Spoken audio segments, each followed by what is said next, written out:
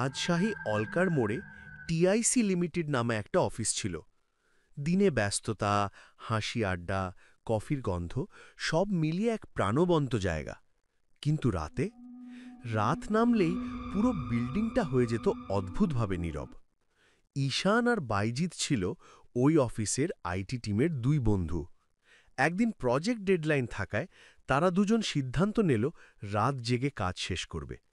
সবাই চলে যাওয়ার পর শুধু তাদের দুজন আর অফিসের কম্পিউটারগুলোর বিপ বিপ শব্দ। রাত তখন প্রায় ১টা। বাইজিৎ হঠাৎ বলল, ভাই তুই শুনছিস? কার যেন কিবোর্ড চাপার শব্দ আসতেছে।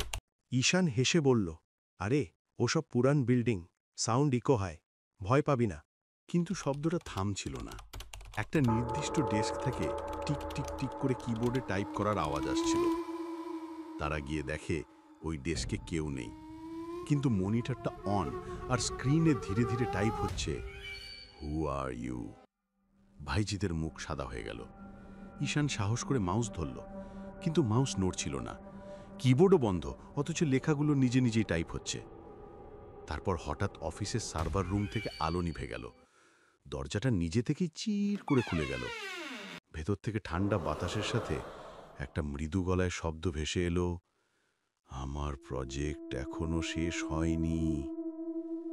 ঈশান আর বাইজিৎ তখন বুঝল, এই অফিসে আগের এক প্রোগ্রামার ছিল যিনি এক রাতে হঠাৎ মারা গিয়েছিলেন প্রজেক্ট শেষ না করেই।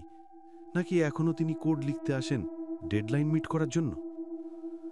দুজনেই দ্রুত ব্যাগ নিয়ে দৌড় দিল নিচে, কিন্তু লিফটে নামার সময় হঠাৎ দরজার ডিসপ্লেতে দেখা গেল TIC limited ghost version, update in progress.